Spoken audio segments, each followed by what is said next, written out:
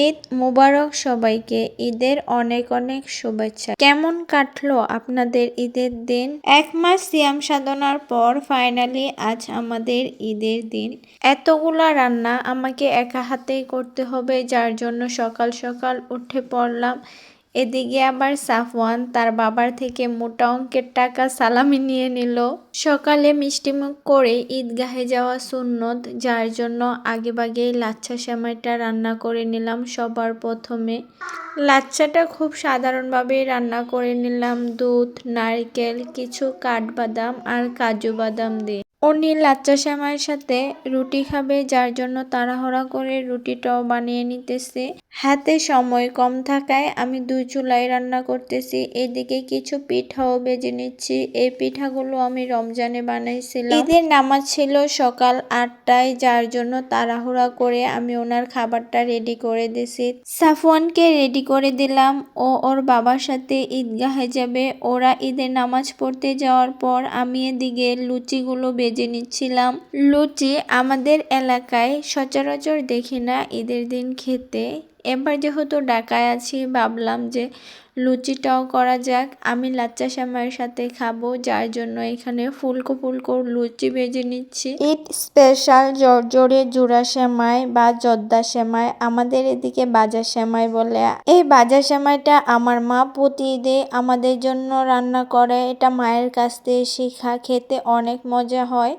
ওরা বাবা ছেলে ঈদের নামাজ পড়ে আসার পর বাসাতে আমি নামাজ পড়ে নিছি। আর নামাজ পড়ার পর সকালের নাস্তাটা করে নিছি। এইখানে আমি একটা খেজুর নিছি। ঈদের দিন খেজুর খাওয়া নাকি সুন্নত, যার জন্য আমিও খেয়ে নিছিলাম। খাওয়া দাওয়া শেষে আমরা 3 জন ছবি ওঠানোর জন্য ছাদে গেছিলাম। আমি এখানে খুবই সিম্পল একটা সত্যিক 3 পিস নিছি, যেহেতু বাসাতেই থাকবো, কোথাও যাব না ঈদের দিন, যার জন্য এই 3 পিসটাই পরছি। আর ছাদে যাওয়ার পর তো দেখি যে বৃষ্টির পানি জমে আছে ছাদে। পানি জমে ছাদ একদম কক্সবাজার হয়ে গেছে। সাফওয়ান তো এখানে পানি পেয়ে সে অনেক খুশি, সে দৌড়াদৌড়ি করতেছে, বাসায় আসবে না। অনেক কষ্ট করে ওকে বাসায় নিয়ে আসি।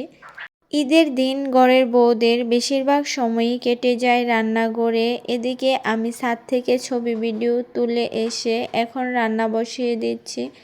গরুর মাংসটা আমি হাতে মাখিয়ে রান্না করব, যার জন্য সমস্ত রকমের মশলা উঠিয়ে দিয়ে হাত দিয়ে ভালোভাবে মাখিয়ে নিচ্ছি।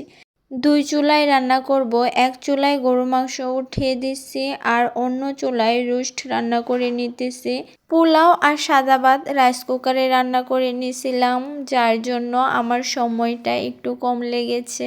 রমজান মাসে নাকি কোকা-কোলা কিনলে একটা কাচের গ্লাস পাওয়া যায়। এদিকে সাফওয়ানের বাবা একটা কোকা-কোলা নিয়ে আসছে, যার সাথে কাচের গ্লাস ফ্রি ছিল।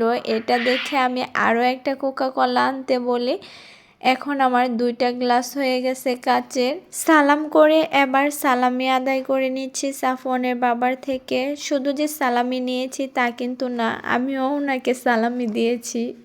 সালাম করে জামাইয়ের থেকে 1000 টাকা পেয়েছি। কে কে সালামি পেয়েছো কমেন্ট করে জানাবে।